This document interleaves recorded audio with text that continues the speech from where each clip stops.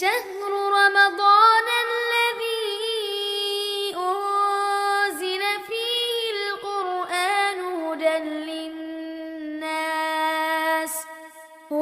للناس وبينات من الهدى والفرقان. السلام عليكم வரஹ்மத்துல்லாஹி வபரகாத்துஹு. கண்ணியம் மிகுந்த எல்லாம் அல்ல அல்லாஹுவின் நல்லடியார்களே, கொள்கை சொந்தங்களே, சகோதரர்களே, கர்பலாவினுடைய வரலாறும் 73 கூட்டமும் என்கிற தலைப்பின் கீழ் தொடர்ச்சியாக சில செய்திகளை நாம் பார்த்து வருகிறோம். இந்த செய்திகளினுடைய அடிப்படை நோக்கம் என்பது இந்த கர்பலாவினுடைய வரலாற்றையும் 73 சாராரையும் கூட்டத்தாரையும் எதற்கு நாம் தெரிந்து கொள்ள வேண்டும் என்பதை முதலில் நாம் விளங்கிக் கொள்ள வேண்டும். வரலாற்றில் நடந்தது என்ன? ஒரு சில சஹாபாக்கள் தவறு செய்திருக்கிறார்கள். அதன் காரணமாக அவர்கள் நரகம் அல்லது சொர்க்கம் என்று டிக்ளேர் பண்ணுறதுக்காக இந்த இடத்துல பேசலை. நடந்த விஷயங்கள் என்ன? அரசியல் குழப்பங்களால் சஹாபாக்களுக்கு மத்தியில் எவ்வளவு பெரிய போர்கள் மூண்டிருக்கிறது. இதனால் நாம் பெறக்கூடிய படிப்பினை என்ன என்பதைத்தான் இந்த சபையிலே தெளிவுபடுத்துகிறோமே ஒழிய, இந்த சஹாபி தவறு செய்துவிட்டார், இவருக்கு நரகம், இந்த சஹாபி இப்படி தவறு செய்திருக்கிறார், இவருக்கு நரகம் என்று டிக்ளேர் பண்ணுவதற்கோ, இவர் சிறப்பிற்குரியவர், இவர் சுவனம் செல்வார் என்ற வார்த்தைகளுக்கோ நாம் இங்கே இந்த சபை அமைக்கலை என்பதையும் சொல்லிக் கொள்கிறோம். அதே போல சில இந்த வரலாற்றினுடைய தொடர்ச்சியை நீங்கள் பார்க்கும் பொழுது சில இடங்களை நாம் விடுபட்டு செல்கிறோம். அதன் காரணம் என்ன அப்படின்னா, இந்த கர்பலாவினுடைய வரலாற்றை 20 நாள் பேசலாம், 5 நாள் பேச முடியாது. அப்போ மக்களுக்கு தேவையான சுருக்கமான செய்திகள் என்ன அப்படிங்கிறத தேவையின் கருதி நாம் சுருக்கி உங்களுக்கு சொல்ல வேண்டும். 73 கூட்டத்தாரையும் நாம் பின்னால் பேச இருக்கிறது என்ற காரணத்தினால், தேவையான தகவல் மட்டும் சொல்ல இருக்கிற காரணத்தினால சில செய்திகளை நாம் விட்டிருக்கிறோம், தேவையில்லாத சில செய்திகளை விட்டிருக்கிறோம். அதே போல பலவீனமான சில செய்திகளும் விட்டிருக்கிறோம். உதாரணத்திற்கு, அல்லாஹுடைய தூதர் அவர்கள் ஹசன் ரலியல்லாஹு அன்ஹு அவருடைய ஆட்சி வரைக்கும் எனக்கு பிறகு 30 ஆண்டுகள் ஹிலாஃபத்தினுடைய ஆட்சி நடைபெறும், அந்த ஆட்சி 30 ஆண்டுகள் நடைபெறாமல் இருக்காது என்ற ஒரு முன்னறிவிப்பை செஞ்சாங்க. இதை அறிவிக்கக்கூடிய சபீனா என்கிற நபி தோழியர், இவங்களை பலவீனமானவர்களா பலமானவர்களா பார்க்க வேண்டிய அவசியம் இல்லை. இது ஒரு சாபி, இவர்கள் சாபிய பெண் என்ற காரணத்தில் இது ஆய்வு செய்ய வேண்டிய அவசியம் இல்லை. ஆனால் இவர்களுக்கு அடுத்து அறிவிக்கக்கூடிய ஜும்ஹான் என்று சொல்லக்கூடிய ஒரு அறிவிப்பாளர், ஒரு தாபி, இவரை பொறுத்த வரைக்கும் இமாம் அஹமது பின் ஹம்பல் போன்ற இமாம்கள் விமர்சித்துள்ளார்கள். இது போன்ற செய்திகள் பலவீனமாக இருக்கும் பட்சத்தில் நாம் என்ன கொண்டு வரலை, வரலாற்றுக்குள்ளே கொண்டு வரலை. அடுத்து அதே போல் ஒரு வரலாறு என்பது நூல் பிடிச்ச மாதிரி இருக்காது, அது கதை. ஒரு ஊரில் ஒரு பச்சை கலர் வீடு இருந்துச்சு, அதுக்கு 8 ஜன்னல் இருந்துச்சு, அந்த ஜன்னலெல்லாம் வெள்ளை கலர் இப்படின்னு பேசினா அது கதை. நம்ம கதை சொல்லிக்கிட்டு இருக்கல, வரலாற்றை சொல்லுகிறோம். நூல் பிடித்தது போல் இருக்காது என்பதையும் நாம் சொல்லிக்கொண்டு இந்த தலைப்புக்குள் செல்கிறோம். நேற்றைய தினம் அலி ரலியல்லாஹு அன்ஹு அவர்கள் இப்னு முல்ஜிம் என்பவரால் கொல்லப்பட்டு மரணித்திருந்தார்கள் என்பதை பார்த்திருந்தோம். அதற்கு பிறகு ஹசன் அலி அவர்கள் ஆட்சி கட்டில் அமர வேண்டும் என்று மக்கள் அலி அலி அவரிடத்துல மரண தருவாயில கேட்கிறாங்க. அலி அவர்களே, உங்களுடைய மூத்த மகன் ஹசன் ரலியல்லாஹு அன்ஹு அவங்க இருக்கிறாங்கல்ல, அவர்களை நாங்கள் பையத்து செய்து ஆட்சி கட்டலில் ஹலீஃபாவாக அமர்த்துகிறோம், உங்களுடைய கருத்து என்னன்னு கேட்கும் பொழுது, இது சம்பந்தமாக நான் எதுவும் சொல்ல மாட்டேன், நான் வேண்டும் அல்லது வேண்டாம் என்ற முடிவிற்கு நான் வரமாட்டேன், அல்லது மக்கள் எல்லாம் முடிவு செஞ்சுட்டாங்களா அது மக்களுடைய கருத்து என்பதை சொல்லிட்டு அலி ரலியல்லாஹு அவர்கள் மரணித்து விடுகிறார்கள் என்பதையும் நாம் பார்த்திருந்தோம். அதற்கு பிறகு ஹசன் ரலியல்லாஹு அவர்கள் ஆட்சி கட்டல்ல மக்கள் அமர வைக்கிறாங்க. அடுத்ததாக அவர்தான் ஹலீஃபாவாக இருக்கிறார், மக்களுக்கு நீதமான முறையில் ஆட்சி செலுத்த வேண்டும் என்ற எண்ணத்தில் அமர்கிறார். அப்போ கைஸ் பின் சாத் என்று சொல்லக்கூடிய ஒரு மனிதர் முதலாவதாக ஹசன் அவர்களுடைய கையை பிடித்து நான் உங்களுக்கு பையத்து செய்கிறேன் அப்படின்னு சொல்லக்கூடிய முதலாவது ஒரு நபர். அவங்க என்ன செஞ்சுக்கிட்டு இருக்கிறாங்க, சிரியாவில் முஆவியா இருக்கிறாங்க, அவங்களை எதிர்த்து போர் செய்வோம், ஆதர்பீஜான் என்கிற ஒரு பகுதியினுடைய ஆளுநர் தான் நான். என் பேர் கயஸ். எனக்கு பின்னால ஒரு 40,000 படை வீரர்கள் இருக்கிறாங்க. வாங்க முஆவியா அவர்களை எதிர்த்து போர் செய்ய போவோம் என்பதை வலியுறுத்திக்கிட்டே இருக்கிறாங்க. ஹசன் ரலியல்லாஹு அன்ஹு அவர்களுக்கு போர் செய்யறது அறவே பிடிக்காது. எடுத்த உடனே போர் செய்யணும், முஸ்லிம்களுக்கு மத்தியில் பிரச்சனை உருவாக்கணுங்கிற நோக்கம் அவர்களுக்கு கிடையாது. அதனால கைஸ் அவர்கள் ஒரு பக்கம் வலியுறுத்தி கொண்டே இருக்கிற நேரத்தில் அவர்களை பதவி நீக்கம் செஞ்சிடறாங்க. இந்த நேரத்தில் மக்கள் விடலை. ஹசன் ரலியல்லாஹு அன்ஹு அவர்களுடைய ஆதரவாளர்கள் மக்கள் விட மாதிரி தெரியலை. முஆவியா அவர்களை எதிர்த்து போர் செய்ய போனோம், உங்களுடைய தந்தையை எதிர்த்து சிஃபியன் யுத்தத்தை தொடுத்தார்ல என்பதையெல்லாம் காரணகர்த்தாவை வச்சு வாங்க போர் செய்ய போவோம்னு அழைக்கிறாங்க. அந்த அடிப்படையில் மக்களே சொல்லிட்டாங்கங்கிற அடிப்படையில் ஹசன் அவர்கள் என்ன செய்கிறாங்க, போருக்கு தயாராகிறாங்க. போருக்கு போயிட்டு இருக்கிறாங்க. மதாயின் அப்படிங்கிற ஒரு நகரம் வந்துச்சு.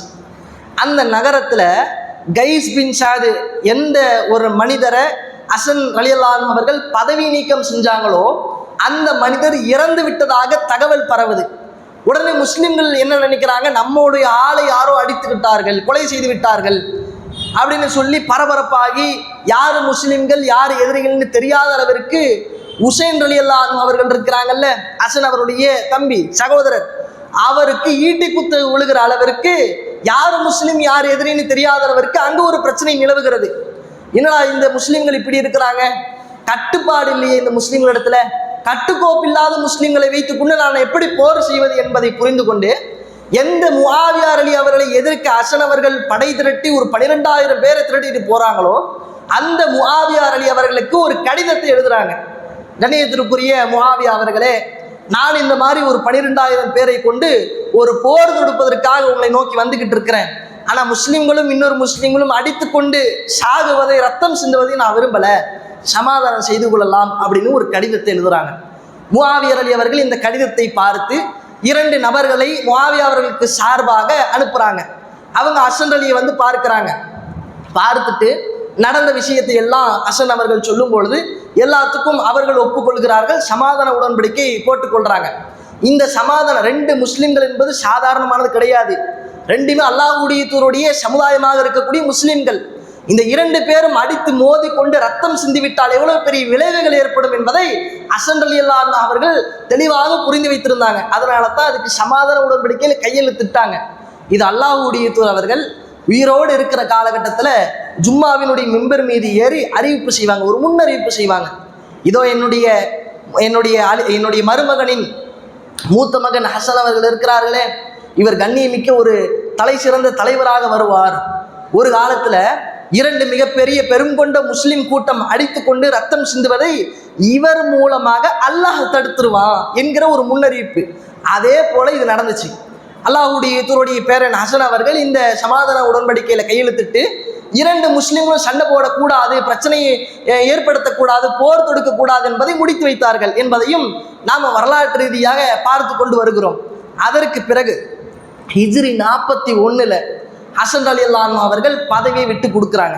எனக்கு இந்த ஹிலாஃபத் ஆட்சி வேண்டாம், ஹலீஃபாவாக இருக்க நான் விரும்பலை, முஆவியா அலி அவர்களை கூப்பிட்டு நீங்களே ஆட்சி செய்து கொள்ளுங்கள் என்று ஒரே மன்னராக முஆவியா அவர்கள் பதவி ஹிஜ்ரி 41 பதவி விட்டது கொடுத்ததுக்கு அப்புறம் பல ஆண்டுகளாக முஆவியா அவர்கள் ஆட்சி செய்கிறார்கள். அதற்கு பிறகு ஹசன் ரலியல்லாஹு அன்ஹு அவர்கள் யாரோ ஒருவர் என்ன செஞ்சிடறாங்கன்னா ஹசன் அவர்களுக்கு விஷம் கொடுத்துட்றாங்க. நஞ்சூட்டப்பட்டு மரணிக்கிறார். ஹசன் அவர்களுக்கு மரண தருவாயில கேள்வி கேட்கப்படுகிறது, உங்களுக்கு விஷம் கொடுத்தது யாரு அப்படின்னு. அப்படி கேட்டுட்டு அவங்க பதில் சொல்றதுக்கு முன்னாடி இன்னார் தான் எனக்கு விஷம் வச்சாங்க இப்படின்னு சொல்றதுக்கு முன்னாடியே ஹசன் அவர்களுக்கு உயிர் போயிடுது, மரணிச்சிடுறாங்க. அதற்கு பிறகு முஆவியா அவர்கள் தான் ஹசன் அவர்கள் பதவி விட்டு கொடுத்ததுக்கு அப்புறம் ஆட்சி செஞ்சுக்கிட்டு இருக்கிறாங்க. கிட்டத்தட்ட எந்த அளவுக்குன்னு சொன்னா, அபூபக்கர் ரலியல்லாஹு அன்ஹு அவர்கள் ஆட்சி செஞ்சாங்கல்ல, ஹிலாஃபத் ஆட்சி, ஹலீஃபாவாக இருந்தாங்கல்ல, அந்த நேரத்தில் முஆவியா அலின்னு சொல்றோம்ல, இவங்க யாரு என்பதை இந்த வரலாறு நமக்கு புரிஞ்சிடும். அப்போ அபூபக்கர் அவர்கள் அபூ சுஃபியானுக்கு 2 பசங்க இருந்தாங்க. அபூ சுஃபியான் ரலியல்லாஹு அன்ஹு அவர்களுக்கு 2 பசங்க. அதில் மூத்தவர் யசீத் பின் அபூ சுஃபியான், இளையவர் முஆவியா பின் அபூ சுஃபியான். இந்த யசீத் பின் அபூ சுஃபியான் அவர்களை ஒரு படையை ஏற்பாடு செஞ்சு சிரியாவுக்கு போர் தொடுக்கிறதுக்காக அனுப்புகிறாங்க. அப்போ ஒரு வாக்குறுதியை அபூபக்கர் அவர்கள் சொல்கிறாங்க, நீங்கள் சிரியாவுக்கு அமீராக ஆக்க நான் ஆசைப்படுறேன், நான் உங்களுக்கு வாக்குறுதி கொடுக்குறேன்னு அபூபக்கர் அவர்கள் வாக்குறுதி கொடுத்தாங்க. ஆனால் அதற்குள் அபூபக்கர் அவர்கள் மரணித்து விடுகிறார்கள். உமர் பின் ஹத்தாப் அவர்கள் இந்த வாக்குறுதியை நிறைவேற்றுறாங்க. சிரியாவினுடைய ஆளுநராக யசீத் பின் அபு சுஃபியான் அவர்களை நியமிக்கிறாங்க. கொஞ்ச காலத்திலேயே ஆட்சி செஞ்சுக்கிட்டு இருக்கிற கொஞ்ச காலத்திலேயே யசீத் பின் அபு சுஃபியான் அவர்களுக்கு கடுமையான காலராங்கிற ஒரு நோய் வருது, கொள்ளை நோய். அதில் மரணிச்சிடுறாங்க. அந்த மரணத்தினுடைய தருவாயில தன்னுடைய சகோதரர் முஆவியா பின் அபு சுஃபியான் அவர்களை அழைத்து, முஆவியர் அலி அவர்களை அழைத்து, நீங்கள் தான் எனக்கு அடுத்து ஆட்சி செய்யணும், இந்த சிரியாவினுடைய மக்களை நீங்கள் தான் பாதுகாக்கணும், மார்க்கத்தை மக்களுக்கு சொல்லக்கூடிய நீதிமிக்க கலிஃபாவாக ஒரு ஆளுநராக அமீராக நீங்கள் இருக்கணும் என்பதை அவர் மரண தருவாயில் சொன்னதற்கு பிறகு முஆவியா பின் அபு சுஃபியான் அவர்கள் பதவி ஏற்றுக்கிறாங்க. இப்படின்னு பார்க்கும் பொழுது கிட்டத்தட்ட 23 வருஷம் அமீராக முஆவியா அலி அவர்களும், அதுக்கடுத்து ஹசன் அவர்கள் ஹிஜ்ரி 41 பதவி விட்டு கொடுத்தாங்களே, அதுக்கப்புறம் 19 வருஷம், மொத்தம் 42 வருடங்களாக முஆவியா அலி அவர்கள் இஸ்லாமிய வரலாற்றிலே மிக நீண்ட ஆட்சி செலுத்தினார் என்கிற சிறப்பை பெற்றிருக்கிறார். அப்ப அபு சுஃபியான் அவர்களுடைய இரண்டாவது மகன் முஆவியா அவர்கள், முஆவியா பின் அபு சுஃபியான் அவர்கள் இப்ப எல்லாத்துக்கும் டோட்டலா இருக்கிறதுல எல்லாத்துக்கும் முதல் மன்னராக அறிமுகப்படுத்தப்படுகிறார். நீதிமிக்க ஆட்சி செஞ்சுக்கிட்டு இருக்கிறாங்க. இந்த ஆட்சியில ஹசன் அவர்களுடைய உடன் பிறந்த சகோதரன் ஹுசைன் ரலியல்லாஹு அன்ஹு அவர்கள் உட்பட என்ன செய்யறாங்கன்னா, ஒரு போர் வருது. இன்னைக்கு கான்ஸ்டான்டினோபல் அப்படின்னு சொல்லக்கூடிய ஒரு நகரம் இருக்கிறது. அந்த நாட்டை எதிர்த்து அன்றைய காலத்துல முஆவியா அலி அவர்களுடன் ஹுசைன் அலி அவர்கள் சேர்ந்து போர் செய்திருக்கிறார் என்ற வரலாற்று செய்திகளும் ஹிஜ்ரி 51 இந்த போர் நடந்திருக்கிறது என்பதையும் நம்மளால் பார்க்க முடிகிறது. அதே போல இப்படியெல்லாம் முஆவியா அலி அவர்களுக்கும் மற்ற எந்த ஒரு சஹாபாக்களுக்கும் பிரச்சனை எழலை. முஆவியா அலி அவர்கள் மரண தருவாயில் இருக்கிறாங்க. ஹிஜ்ரி 60 முஆவியா அலி அவர்கள் மரண தருவாய்க்கு செல்றாங்க. அந்த நேரத்தில் தன்னுடைய மகன், அவருடைய பெயரும் யசீது, அவருடைய பெயர் யசீத் பின் முஆவியா, குழம்பிக்க கூடாது. முஆவியா அவர்களுடைய சகோதரன் பெயர் யசீத் பின் அபு சுஃபியான், அவருடைய மகன் முஆவியாவுடைய மகன் பேர் யசீத் பின் முஆவியா. இந்த யசீத் அவர்களுடைய அவர் தன்னுடைய மகனை அழைத்து, மக்கள் எல்லாம் யசீதுக்கு பையத்து செஞ்சிருங்க, அடுத்த ஆட்சியாளர் அவர் தான், சிரியா தான் தலைநகரம், மக்கா மதினா பஷரா கூஃபா இது போன்ற எல்லா நாடுகளுக்கும் சிரியா தான் தலைநகரம், இதுல ஒரே ஒரு ஆட்சி தான் நடக்கும், அந்த ஒரு ஆட்சியாளர், அந்த ஒரு மன்னர் என்பவர் என்னுடைய மகனான யசீத் பின் முஆவியா என்பதை முஆவியா அலி மரணத்தருவில் அறிவிச்சுட்டு இறந்து போயிடுறாங்க. அடுத்து ஹிஜ்ரி 60 யசீத் பின் முஆவியா என்பவர் ஆட்சி பொறுப்பேற்றுக்கிட்டு ஆட்சி செய்கிறாங்க. இதில் நல்லா கவனிக்க வேண்டிய விஷயம் என்னன்னா, மக்கள் எல்லாம் யசீத் பின் முஆவியா அவர்களை ஆட்சி தலைவராக ஏற்றுக்கிட்டு இருக்கிற அந்த நேரத்தில் ஒரு குறிப்பிட்ட 5 நபர்கள் என்ன செஞ்சிடறாங்கன்னா, யசீத் அவர்களுக்கு பையத்து செய்யாமல் மதினாவுக்கு போயிடுறாங்க. சிரியாவிலிருந்து மதினாவுக்கு போயிடுறாங்க. யார் அந்த 5 பேர் அப்படின்னு பார்க்கும் பொழுது, ஹுசைன் ரலியல்லாஹு அன்ஹு அவர்கள், அதே போல் அப்துல்லா பின் ஜுபைர் ரலியல்லாஹு அன்ஹு அவர்கள், அதே போல் இப்னு அப்பாஸ், இப்னு உமர், அப்துல்லா பின் அபூபக்கர் போன்ற ரலியல்லாஹு அன்ஹுமா, இந்த நபி தோழர்கள். இவங்கெல்லாம் யாரு? மூத்த சஹாபாக்கள் இருந்தாங்க, உமர் அலி, அபூபக்கர் அலி, இது போன்ற ரலியல்லாஹு அன்ஹுமா, இந்த சஹாபாக்களுடைய பசங்க, அவர்களுடைய பிள்ளைகள். அடுத்து இவர்களும் அல்லாஹ்வுடைய தூதரை நேரில் பார்த்துருக்கக்கூடிய சஹாபாக்கள் தான். அப்போ இவர்கள் என்ன செஞ்சுருக்கிறாங்கன்னா, யசீத் அவர்களுக்கு ஓட்டு போடலை, பையத்து செய்யலை. பையத்து செய்யறதுக்கு கொஞ்ச காலம் தாமதிக்கிறாங்க. போடக்கூடாது, எங்களுக்கு அந்த ஆட்சி வேணும் எண்ணமெல்லாம் கிடையாது, தீய எண்ணங்கள்லாம் கிடையாது, கொஞ்ச நாள் ஆகட்டும், மக்கள் எல்லாம் போட்டுருவாங்கல்ல, பையத்தை செஞ்சிருவாங்கல்ல, மக்கள் ஏற்றுக்கொண்டால் நாங்களும் ஏற்றுக்கொள்கிறோம் என்ற கொள்கையில் இந்த 5 பேர் பையத்து செய்யாமல் மதினாவுக்கும் மக்காவுக்கு சில பேர், இந்த 5 பேர் பிரிஞ்சு போகிறாங்க. அப்போ மதினாவுக்கு ஹுசைன் அலி அவர்களும் அப்துல்லா பின் ஜுபைர் அவர்களும் போயிடுறாங்க. போன அந்த நேரத்தில் யசீத் அவர்கள் ஒரு கடிதத்தை எழுதுறாங்க. யாருக்கு? மதினாவில் அன்றைய வலீத் என்று சொல்லக்கூடிய ஒரு ஆளுநர் இருக்கிறார், அந்த ஒரு குறுநில மன்னர் மாதிரி இருக்கிறாங்க. அந்த வலீதிற்கு ஒரு கடிதம் எழுப்புறாங்க. இந்த மதினாவில் ஹுசைன் அவர்கள் வந்திருக்கிறாங்க. உடனே அவங்கள கூப்பிட்டு அவங்க இடத்துல பையத்து செய்யுங்க, எனக்கு பையத்து செய்ய சொல்லுங்க, என்னை ஆட்சி தலைவராக ஏற்றுக்கொள்ளுங்கள் என்று ஒரு கடிதத்தை எழுதுறாங்க. அதற்கு முன்னால முஆவியா அலி அவர்கள் இறந்து விட்டார்கள் என்ற செய்தியை போட்டு, இன்னா லில்லாஹி வ இன்னா இலைஹி ராஜிஊன், அவர் சிறந்த ஒரு தலைவர், என்னுடைய தந்தை முஆவியா அவர்கள் இறந்து விட்டார்கள், அல்லாஹ்விடத்தில் அவர்களுக்காக துஆ செய்யுங்க, அடுத்ததாக நான் ஆட்சி பொறுப்பேற்றிருக்கிறேன், எனக்கு இந்த 5 பேரும் ஆட்சி செய்யணும், அவர்கள் பையத்து செய்கிற வரைக்கும், நான் ஆட்சி தலைவராக அவர்கள் ஏற்றுக்கொள்கிற வரைக்கும் நீங்கள் அவங்கள விட்டுறாதீங்க, எந்த சலுகையும் அவங்களுக்கு காட்டிடாதீங்க அப்படின்னு வலியுறுத்தி ஒரு துண்டு கடிதத்தில் இந்த யசீத் அவர்கள் வலீத் அவர்களுக்கு ஒரு கடிதத்தை எழுதுறாங்க. கடிதத்தை பார்த்த அடுத்த நொடியில் என்ன செய்கிறாங்க, ஹுசைன் அவர்கள் அழைக்க வர்றதுக்கு வலீத் அவர்கள் மர்வான் என்கிற ஒரு நபர் இடத்துல, ஒரு மனிதர் இடத்துல ஆலோசனை செய்கிறாங்க. இந்த மருவான் என்ற ஒரு இது சில மனிதர்களுடைய பேர் உள்ள வரும்ல, இவர்கள் யாருன்னு அப்பப்போ நம்ம தெளிவுபடுத்திடுறோம். இந்த மருவான் பின் ஹக்கமத் யார் அப்படின்னு பார்த்தா, பிற்காலத்தில் இந்த செய்தி கூட நீங்கள் கேள்விப்பட்டிருக்கலாம். பெருநாள் தினத்தன்று ஜும்மாவுடைய மிம்பர் வைக்கக்கூடாதுன்னு ரசூலுல்லாஹ் தடுத்தாங்க. பெருநாள் தினத்தன்று உரை முதல்ல வைக்கணுமா, தொழுகை முதல்ல வைக்கணுமா? தொழுகை தான் முதல்ல வைக்கணும், உரை பின்னால் வைக்கணும், இதுதான் சட்டம். ஆனால் இந்த மருவான் பின் ஹக்கமத் என்பவர் பிற்காலத்தில் ஆட்சி செய்வாங்க. அவங்க என்ன செஞ்சிருவாங்கன்னா, உரையை முன்னால் வச்சு ஜும்மாவுடைய முன்பரை எடுத்து முன்னால் ஸ்டேஜ் போட்டு அதற்கு மேலே ஏற முயற்சிக்கும் பொழுது சஹாபாக்கள் தடுப்பாங்க. மருவானே, நீங்கள் என்ன செஞ்சுட்டு இருக்கிறீங்க? அல்லாஹ்வுடைய சொல்லுக்கு செயலுக்கு மாற்றமாக நடக்கிறீங்களே, இது மார்க்கடிப்படையில் தவறு தானே அப்படின்னு சொல்லும் பொழுது அந்த மருவான் சொல்லுவார், நீங்கள் சொல்லக்கூடிய விஷயமெல்லாம் மலையேறி போச்சு, அதெல்லாம் அந்த காலம், நபிகளாருடைய காலம், இப்படியே சொல்லுவாங்க. அதில் நபிகளாருடைய காலம் மலையேறி போய் விட்டது, அதெல்லாம் இங்கே நடைமுறைப்படுத்த முடியாது. எதற்காக அல்லாஹ்வுடைய தூதர்கள் உரையை பின்னால் வச்சு தொழுகையை முன்னால் வச்சாங்கிற காரணம் உங்களுக்கு தெரியாதா? அப்போ இவர் ஒரு தனி காரணம் தான் சொல்லுவார், லாஜிக்காக பேசுவாங்க. என்ன சொல்லுவாங்க? மக்கள் உரையை முன்னால் வைக்காம பின்னால் வைக்கிற காரணத்தினால தொழுகை முடிஞ்ச உடனே போயிடுறாங்க, உரையை கேட்கறதுக்கு ஆள் இல்லை. அதனால் நம்ம என்ன செய்கிறோம், உரையை முன்னால் வச்சு கேட்க வச்சதுக்கப்புறம் தொழுகிறதுக்காக வெயிட் பண்ணுவாங்கல்ல, அவர்கள் கொஞ்சம் காத்திருப்பாங்கல்ல, அப்போ தொலை வச்சுட்டு அனுப்புறது, இப்படின்னு ஒரு லாஜிக்கான சட்டம் பேசுவாங்க. ஆனால் சட்டத்தை பொறுத்த வரைக்கும் அல்லாஹ்வுடைய தூதர்கள் எப்படி கற்றுக் கொடுத்தாங்களோ அதுதான் சட்டம், அதுதான் சுன்னா. நம்ம லாஜிக்கு பார்க்கிறோம், தர்க்க ரீதியாக சட்டத்தில் பார்க்க கூடாது என்பதையும் இந்த நேரத்தில் நம்ம பதிவு வச்சுக்கிறோம். அந்த மருவான் என்பவர் தான் இங்கே வராங்க. இந்த வலீத் என்ற மதீனாவினுடைய ஆளுநர் என்ன செய்கிறாங்க, இந்த கடிதத்தை பார்த்துட்டு மருவானை அழைத்து சொல்கிறாங்க, இந்த மாதிரி மருவானே, ஹுசைன் அவர்கள் நம்மளுடைய மதீனால தான் இருக்கிறாங்க, யசீத் அவர்கள் கடிதத்தை அனுப்பி இருக்கிறாங்க, இவர்களுக்கு பையத்தை செய்ய சொல்லி நமக்கு ரொம்ப பெரிய அழுத்தம் தருகிறது, இப்போ என்ன செய்யலாம் அப்படின்னு மருவான் இடத்துல கேட்கும் பொழுது, சஹாபாக்கள் தானே பொறுமையாக தானே பேசியிருக்கணும், முஸ்லீம்கள் தானே பொறுமையாக தானே பேசியிருக்கணும். ஆனால் மருவான் அவங்க என்ன செஞ்சுறாங்க தெரியுமா? உடனே முஆவியா அவர்களுடைய தகவலை ஃபஸ்ட்டு நீங்கள் சொல்லாதீங்க, முதல்ல சொன்னாதீங்க.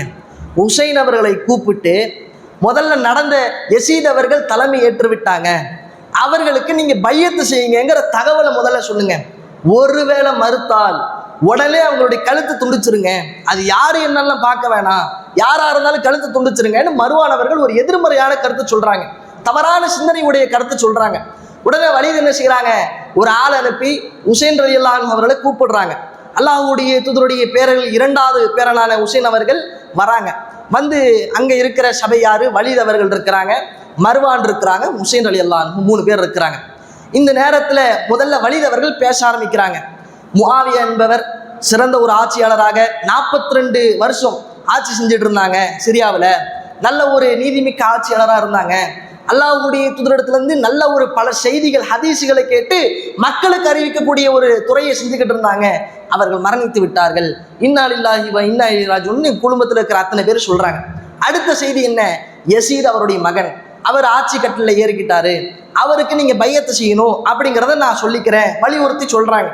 இதுக்கப்புறம் ஹுசைன் அவர்கள் என்ன சொல்கிறாங்கன்னா, பண்ண மாட்டேன்னு சொல்லலை, யசீதுக்கு நான் பையத்தை செய்ய மாட்டேன், அவர் ஆட்சி தலைவராக ஏற்றுக்கொள்ள மாட்டேன்னு சொல்லலை, நான் பையத்தை செய்கிறேன், ஆனால் இந்த இடத்துல இல்லை, மக்கள் எல்லாரும் ஒன்று குழும்புவாங்கள்ல அந்த நேரத்தில் செய்கிறேன், என்னை போன்றோர் மறைமுகமாக தனிமையிலாம் பையத்தை செய்யக்கூடாது, மக்கள் பார்க்கணும், மக்களுக்கு முன்னாலே பையத்தை செஞ்சு ஏதாச்சும் ஆயிருமா, மக்களுக்கு முன்னே பையத்தை செய்கிறேன், ஓட்டு போட்டுறேன் என்பதை ஹுசைன் ரலியல்லாஹு அன்ஹு அவர்கள் பதிவு செய்கிறாங்க.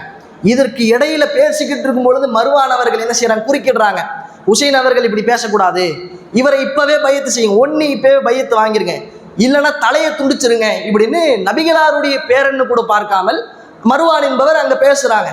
அப்போ ஹுசைன் அவர்கள் சொல்கிறாங்க, என்னுடைய தலையை நீ துண்டிச்சிருவியா, நான் எப்படி பையத்து செய்வேன்னு பார்த்துருவோம் அப்படின்னு சொல்லிட்டு அந்த இடத்துல இருந்து கிளம்பி போயிடுறாங்க. இப்போ மருவான் அவர்கள் மீண்டும் வலீத் அவர்கள் சொல்கிறாங்க, என்ன நீங்கள் ஆட்சி நடத்துறீங்க, ஹுசைன் அவர்களை தப்பிக்க விட்டுட்டீங்களே, இப்போ விட்டுட்டா அவ்வளோதான், அவர் பையத்தில் செய்ய மாட்டாருன்னு சொல்லி வலீத் அவர்களை குறை சொல்லி யசீதுக்கு ஒரு கடிதத்தை எழுதுறாங்க. இங்கே ஆட்சி செஞ்சுட்டு இருக்கிற மதீனாவை ஆட்சி செய்து கொண்டிருக்கிற வலீத் என்பவர் ஹுசைனை பையத்து செய்யாமல் அலட்சியம் செய்து விட்டார், அவரோட ஆட்சியெல்லாம் சரியில்லை, வேற ஆளை மாற்றி விடுங்க இப்படின்னு சொல்கிறாங்க. அப்போ ஆள் யாரை மாற்றி விடுறாங்கன்னா, அம்ர் பின் ஜுபைர் என்று சொல்லக்கூடிய ஒரு நபி தோழரை அந்த இடத்துல அமர வைக்கிறாங்க. இவர் யார்? ஜுபைர் அவர்களுடைய மகன் என்பவர். 2 பசங்க இருக்கிறாங்க ஜுபைர் அவர்களுக்கு. ஒன்று அப்துல்லா பின் ஜுபைர், ஹுசைன் அலியோட 5 பேர் இருந்தாங்கல்ல, இப்னு அப்பாஸ், இப்னு உமர், உசைன் ரலியல்லாஹு அன்ஹு அவர்கள், அப்துல்லா பின் ஜுபைர் அவர்கள், அபூபக்கர் அவருடைய மகன் அப்துல் ரஹ்மான், இந்த 5 பேர்ல ஒருவர் அப்துல் ரஹ்மான் இருக்கிறாங்க, அப்துல்லா பின் ஜுபைர் இருக்கிறாங்கல்ல, அவர்களுடைய சகோதரன் தான் அம்ர் பின் ஜுபைர். ஆனால் சகோதரர்களாக இருந்தாலும் 2 பேரும் வெவ்வேறு அணிகள். ஒன்று உசைன் அவர்களுடைய ஆதரிப்பு, உசைன் அவர்கள் யசீதிற்கு ஓட்டு போடக்கூடாது என்ற மனநிலையில் இருக்கிற ஒரு குழு, அவர்கள் அப்துல்லா பின் ஜுபைர். இன்னொன்று யசீத் அவர்களுக்கு ஓட்டு போட்டாகணும், யாரும் ஓட்டு போட மாட்டேன் பையத்து செய்ய மாட்டேன்னு இருக்கிறாங்களோ அவங்கள கொலை செய்யணுங்கிற எண்ணத்தில் இருக்கக்கூடியவர் தான் அம்ர் பின் ஜுபைர். இவங்களை அந்த மதீனாவிற்கு ஆளுநராக யசீத் அவர்கள், சிரியாவினுடைய ஆளுநர் ஜனாதிபதி நியமிக்கிறாங்க. அப்போ அம்ர் பின் ஜுபைர் அவங்க என்ன செய்கிறாங்க, அந்த மக்காவுக்கு இப்போ தகவல் எப்படி ஆயிடுச்சுன்னா, அம்ர் பின் ஜுபைர் அவர்கள் மதீனாவினுடைய ஆளுநராக மாற்றிவிட்டார்கள் என்ற தகவல் கேட்ட உடனேயே அப்துல்லா பின் ஜுபைர் அவர்களும் உசைன் ரலியல்லாஹு மக்காவுக்கு போயிடுறாங்க. இந்த மதீனாவில் இருந்த ஒரே பிரச்சனையா இருக்கு, மக்காவுக்கு போயிடுறாங்க.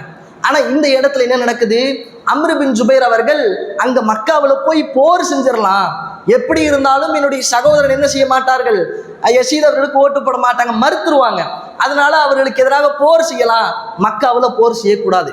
இது அபு ஷூரா என்று சொல்லக்கூடிய ஒரு ஆலிம் இந்த அம்ர் பின் ஜுபைர் என்ற மனிதர் இடத்துல, இந்த ஷஹாபி இடத்துல சொல்லுவாங்க, நான் ஒரு ஹதீஸை அறிவிக்கட்டுமா, ஒரு செய்தியை சொல்லட்டுமா, அல்லாஹ்வுடைய தூதர் மக்காவில் போர் செய்யக்கூடாதுன்னு தடை செஞ்சிருக்கிறாங்க. என்னதான் இருந்தாலும் அவர் உங்களுடைய சகோதரரை தாண்டி நபிகளாருடைய தடைன்னு ஒன்று இருக்குல்ல, அங்க போய் உங்க அப்துல்லா பின் ஜுபைர் என்ற உங்களுடைய சகோதரனை எதிர்த்து போர் செய்ய போறீங்களா, ரத்தம் சிந்தக்கூடாது நபிகளாருடைய தடை இருக்குல்ல.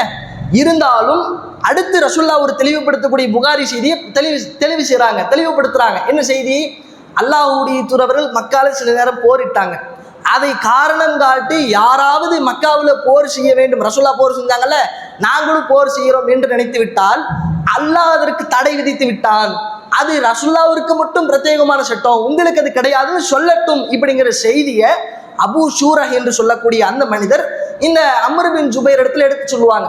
இருந்தாலும் அம்ர் பின் ஜுபைர் என்ன செய்வாங்க, நீங்க சொல்லக்கூடிய ஹதீஸ் உங்களை விட எனக்கு நல்லாவே தெரியும், என்னதான் இருந்தாலும் எப்படிதான் இருந்தாலும் மக்காவுக்கு போய் அப்துல்லா பின் ஜுபைரை நான் கைப்பற்றிட்டு வரேன், யசீதுக்கு ஓட்டு போட வைப்பேன், பையத்தை செய்ய வைப்பேன்னு சொல்லிட்டு போறாங்க. ஆனா போன இடத்துல மக்காவில் அப்துல்லா பின் ஜுபைர் அவர்களுக்கு கொஞ்சம் செல்வாக்கு அதிகமாக இருந்துச்சு. இந்த அப்துல்லா பின் ஜுபைர் யாருன்னு கொஞ்சம் முதல்ல தெரிஞ்சுக்கிட்டு உள்ள வந்துருவோம். அப்துல்லா பின் ஜுபைர் யாரு, மக்காவில் மதீனாவுக்கு வந்த புதுசுல ஹிஜ்ரத் செஞ்சு நபிகளாரோட சில குழுக்கள் வருது மதீனாவுக்கு முதல்ல அல்லாஹ்வுடைய தூதர் அவர்கள் உயிரோடு இருக்கும் பொழுது. அப்படி வரும்பொழுது யூதர்கள்லாம் சேர்ந்து என்ன செஞ்சாங்கன்னா, எந்த ஒரு முஸ்லீமுக்குமே குழந்தை பிறக்கக்கூடாதுன்னு சூனியம் வச்சிடுறாங்க. ஆண் குழந்தையோ சரி பெண் குழந்தையோ சரி பிறக்கக்கூடாதுன்னு சூனியம் வச்சிடுறாங்க. இந்த சூனிய நம்பிக்கை உடையவர்கள் சூனியத்தை நம்புறாங்க, சூனியத்தினால் பாதிப்பு ஏற்படும் என்று நம்புறாங்கல்ல, அவர்களுக்கெல்லாம் செருப்படி கொடுக்குற மாதிரி இந்த ஹதீஸ் அமைஞ்சிருக்கும். மதீனாவுக்கு போய் ஹிஜ்ரத் செஞ்சு குழந்தை அப்துல்லா பின் ஜுபைர் அவங்க பிறந்துருவாங்க. பிறந்து இது சூனியம் என்பது உண்மை கிடையாது, அது ஒரு பித்தலாட்டம் தான், அது கண்கட்டு வித்தை தான், வார்த்தை ஜாலம் தான் என்பதை நிரூபிக்கிற வண்ணமாக அப்துல்லா பின் ஜுபைர் அவங்க பிறந்துருவாங்க. இது ரசூல்லா எடுத்து மக்களுக்கே அறிவிப்பு செய்வாங்க, பார்த்தீங்களா சூனியம் என்பது கிடையாது, அப்துல்லா ஜுபைர் அவர்கள் பிறந்து விட்டார்கள், யூதர்கள் வைத்தது சூனியம் கிடையாது என்பதை அந்த மக்களுக்கு பிரகடனப்படுத்துவாங்க. பிரகடனப்படுத்துறாங்க. அந்த செய்தியை முதற்கொண்டு நாம் என்ன பார்க்கணும் அப்படின்னா, அப்துல்லா பின் ஜுபைர் அவங்க தான் இவங்க. இந்த அப்துல்லா பின் ஜுபைர் அவர்களை எதிர்த்து தன்னுடைய சகோதரன் அம்ர் பின் ஜுபைர் அவர்கள் மக்காவுக்கு போய் போர் செய்யணும்னு போற இடத்துல அப்துல்லா பின் ஜுபைர் அவர்களுக்கு மக்காவில் கொஞ்சம் செல்வாக்கு அதிகமாக இருந்துச்சு, படைபலம் அதிகமாக இருந்துச்சு. அதனால இன்னைக்கும் நீங்க போய் பார்த்தீங்கன்னா அம்ர் பின் ஜுபைர் அவர்களுடைய வருகையை தெரிஞ்சதுக்கு அப்புறம் ஒரு சிறையை ஏற்பாடு செஞ்சு அந்த சிறைக்கு ஆரிம் அப்படிங்கிற ஒரு சிறை பேர் வச்சிருக்காங்க. அந்த ஆரிம் சிறைன்னு இன்னைக்கும் நீங்க மக்காவுக்கு போய் பார்த்தீங்கன்னா சிறை ஆரிம்னு போட்டிருக்கோம். அந்த சிறைக்குள்ள எல்லாத்தையும் அடைச்சிடுறாங்க. யார, அம்ர் பின் ஜுபைரை தோற்கடிச்சு அந்த போர்ல தோர்த்துட்டு உள்ள அனுப்பிடுறாங்க. தன்னுடைய சகோதரன் அப்துல்லா பின் ஜுபைர் அவர்களை கொல்றதுக்கு வந்த அம்ர் பின் ஜுபைர் அவர்களை சிறையில் அடைச்சிடுறாங்க. இப்படி உசைன் அலி அவர்கள் ஒரு பக்கம் பையத்து செய்யாம, அப்துல்லா பின் ஜுபைர் அவர்கள் யசீதுக்கு பையத்து செய்யாம மக்காவில் 2 பேர் இருக்கிறாங்க. 3 பேர் இருக்கிறாங்கல்ல, அபூபக்கருடைய மகன் அப்துல் ரஹ்மான், உமர் பின் ஹத்தாபுடைய மகன் அப்துல்லா பின் உமர், அதே போல இப்னு அப்பாஸ், இந்த 3 பேரும் மக்காவுக்கு வந்துடுறாங்க. இப்போ இந்த 5 பேரும் பேசிக்கிறாங்க. யசீத் அவர்களுக்கு பையத்தை செய்ய சொல்லி வலீத் ஒரு பக்கம் எங்களுக்கு வலியுறுத்திட்டு இருந்தாரு, யசீத் அவர்களுக்கு பையத்தை செய்ய சொல்லி இந்த நபர்கள் அம்ர் பின் ஜுபைர் அவர்கள் எங்களுக்கு வலியுறுத்திக்கிட்டு இருந்தாரு, உங்களுடைய நிலைப்பாடு என்னன்னு இப்னு அப்பாஸ் அவங்க கேட்கிறாங்க. அப்படி கேட்கும் பொழுது அங்கிருந்து பதில் என்ன வருது, நாங்கள் வந்து பையத்து செய்யலை, நாங்கள் பையத்து செய்யாமல் மக்காவுக்கு வந்துட்டோம்னு சொல்லிட்டு உசைன் அவர்கள் வராங்க. இந்த தகவல் சொன்ன உடனே இப்னு அப்பாஸ் அவர்கள் இப்னு உமர்லாம் கொந்தளிக்கிறாங்க. நீங்கள் முஸ்லீம் ஜமாத்தை பிரிக்கலாம்னு நினைக்கிறீங்களா? முஸ்லீம்களை பிரித்து தனித்தனி கட்சிகள் மாதிரி தனித்தனி ஜமாத்தார்கள் உருவாக்கிடலாம் நினச்சிக்கிட்டு இருக்கிறீங்களா? அப்படி பண்ணக்கூடாது, அப்படி நடக்க வேணாம், உடனே நாங்கள் போய் பையத்து செஞ்சிடறோம் அப்படின்னு சொல்லி மக்களுடைய பையத்து தகவல்லாம் பரவலாக யசீத் அவர்களுக்கு கிடச்சிருச்சு என்கிற தகவல் இப்னு அப்பாஸ் இப்னு உமர் அவர்களுக்கெல்லாம் தெரிஞ்ச உடனே பையத்து செஞ்சிடறாங்க. ஆனால் அபூபக்கர் அவருடைய மகன் அப்துல் ரஹ்மான் அவர்கள் இருக்கிறாங்கல்ல, அவர்கள் பையத்து செய்யறதுக்கு முன்னாடி இறந்து போயிடுறாங்க. அப்போ 5 பேர் பையத்து செய்யாமல் இருந்தவங்க, அதில் 2 பேர் பையத்து செஞ்சிடறாங்க, ஒருத்தர் மரணிச்சிடுறாங்க. இறுதியாக உசைன் ரலியல்லாஹு அன்ஹு அவர்களும் அவர்களுடன் இருந்த அப்துல்லா பின் ஜுபைர் அவர்களும் 2 பேர் மட்டும் பையத்து செய்யாமல் இருக்கிறாங்க. இந்த ஒரு நிலைமையில இதற்கு பிறகு முக்கியமான தகவல் நல்லா கவனிச்சுக்கோங்க. இப்போ இந்த ஒரு நிலைமையில ஈராக்கில் இருந்து சில நபர்கள் உசைன் அலி அவர்களை பார்ப்பதற்காக சில கடிதங்களோடு வராங்க. ஒட்டகத்தில் பயணிச்சுட்டு ஒரு 40-50 கடிதங்களை எடுத்துட்டு ஒட்டகங்களில் பயணிச்சுட்டு வராங்க. உசைன் அவர்களை பார்க்கறதுக்காக ஈராக்கில் இருந்து வராங்க. அப்படி வந்து உசைன் அவர்களை பார்த்த உடனே அந்த கடிதத்தை ஒப்படைச்ச உடனே கடிதத்தில் என்ன எழுதியிருக்கு? பச்சை பசேல் என்ன புல்வெளிகளும் பரந்த விரிந்த சமவெளிகளும் பல மக்கள் அன்போடு ஆதரவோடு உசைன் ரலியல்லாஹு அன்ஹு அவர்கள் நபிகளாருடைய பேரனுடைய ஆட்சியை எதிர்பார்த்து காத்து கொண்டிருக்கிறோம், நீங்க வந்தால் போதும், உங்களுக்கு மக்கள் கட்டுப்பட்டு செவிசாய்க்க தயார்னு சொல்லி ஈராக்கில் இருந்து ஒரு கடிதம் வருது. பல கடிதங்கள் வருது. கிட்டத்தட்ட வரலாற்றில் பார்க்கும் பொழுது 1000க்கும் மேற்பட்ட கடிதங்கள் வந்துருச்சு என்பது போல பதிவு செய்கிறாங்க. இப்போ இத்தனை கடிதங்களையும் பார்க்கிறார்கள். அதே போல சில மக்கள், ஈராக் நாட்டை சார்ந்த சில மக்கள் மக்காவில் இருக்கக்கூடிய உசைன் அவர்களை நேரடியாக சந்திச்சு, நீங்கள் ஈராக்குக்கு வந்துருங்க, எங்களுக்கு வந்து ஆட்சி செலுத்துங்க. நுக்மான் பின் பஷீர் என்று சொல்லக்கூடிய ஒரு மனிதர் இருக்கிறாரு, நீதமற்ற ஆட்சி நடத்திக்கிட்டு இருக்கிறாங்க, சரியான முறையில் ஆட்சி நடத்தலை, நீங்கள் மதினாவிலிருந்து மக்காவுக்கு வந்தது எங்களுக்கு கேள்வி வந்துச்சு, நாங்கள் கேள்விப்பட்டோம், அதனால் இங்கே வந்திருக்கிறோன்னு சொல்லி உசைன் அவர்களுக்கு ஒரு கடிதத்தையும் கொடுத்து பல கடிதங்களையும் கொடுத்து ஈராக்குக்கு வந்து ஆட்சி செய்யுங்கிற அடிப்படையிலும் அழைப்பும் விடப்படுகிறது. உசைன் ரலியல்லாஹு அன்ஹு அவர்கள் யோசிக்கிறாங்க, யசீத் அவர்களுக்கு இந்த மாதிரி பிரச்சனையை நம்ம சந்திச்சுக்கிட்டே இருக்கிறோம், இந்த மாதிரி பையத்தை செய்யணும் செய்யக்கூடாதுங்கிற பிரிவினை உண்டாகிட்டே இருக்கு, ஏன் நம்ம ஈராக்குக்கு போயிடக்கூடாது? மக்கள் தான் நம்மளை நம்பி அத்தனை பேர் இருக்கிறாங்களே, நம்மளை நம்பி கூப்பிடுறாங்களே, ஏன் நம்ம ஈராக்குக்கு போகக்கூடாது, அங்கே ஆட்சி செய்யக்கூடாது என்கிற சிந்தனையில உசைன் ரலியல்லாஹு அன்ஹு அவர்கள் முஸ்லிம் பின் அகில் என்று சொல்லக்கூடிய அலி அலியுடைய சகோதரன், சிறிய தந்தையின் மகன் என்று சொல்லக்கூடிய முஸ்லிம் பின் அகில் அவங்களை அனுப்புறாங்க. நீங்க போய் ஈராக்கில் என்ன நிலவரம், மக்கள் நமக்கு எந்த அளவுக்கு ஆதரவு தராங்க, நமக்கு எந்த அளவுக்கு சப்போர்ட் இருக்குது என்பதை பார்ப்பதற்காக முஸ்லிம் பின் அகில் அவர்களை உசைன் ரலியல்லாஹு அன்ஹு அவர்கள் என்ன செய்கிறாங்க, அனுப்பி விடுறாங்க. அவங்க அனுப்புறதுக்கு முன்னாலேயே 2 வழிகாட்டிகளை வச்சிருக்கிறாங்க முஸ்லிம் பின் அகில்.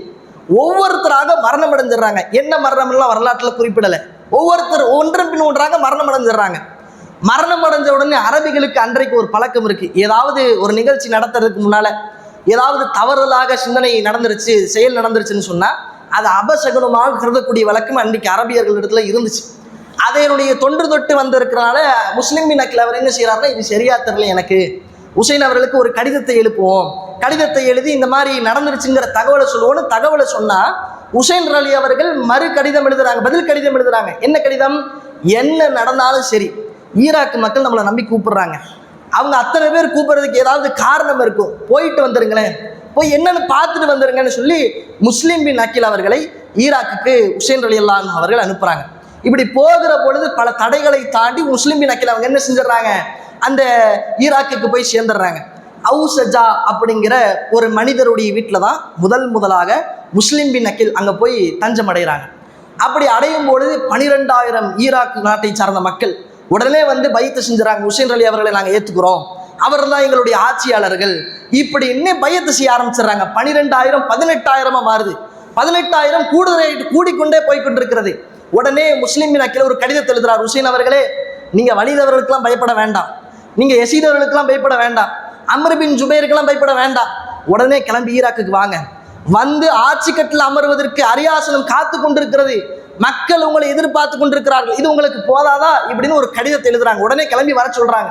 இதை நம்பி உசைன் அவர்கள் என்ன செய்யறாங்க, ஒரு 73 பேர், பெண்கள், குழந்தைகள், தன்னுடைய குடும்பத்தார்கள் எல்லாத்தையும் ஒன்று திரட்டி அவர்கள் அந்த ஈராக் நாட்டை செல்வதற்காக ஆயுத்தமாகி கிளம்புகிறார்கள். இதற்கு இடையில தான் கர்பலாங்கிற ஒரு இடம் வரும். இன்ஷா அல்லாஹ் இந்த 2 நாள் இருக்கு. அந்த 2 நாளில் என்ன நடந்தது, இதனுடைய வரலாற்று பின்னணி என்ன, உசைன் அலி அவர்களுக்கு அடுத்து என்ன நடந்துச்சு? முன்னால் அனுப்பப்பட்ட முஸ்லிம் பின் அகில் அவர்களை ரொம்ப மோசமான முறையில் கொலை செய்வாங்க, தண்ணி கூட கொடுக்க மாட்டாங்க. ஆனால் அவர் ஒரு முஸ்லீம், அவருக்கு ஏற்பட்ட நிலைமை ஏன் இப்படி ஆச்சு என்பதை இன்ஷா அல்லாஹ் அடுத்தடுத்த நாட்களில் பார்ப்போம். வாஹிரதவான அல்ஹம்துலில்லாஹ். அஸ்ஸலாமு அலைக்கும் வரஹ்மத்துல்லாஹ்.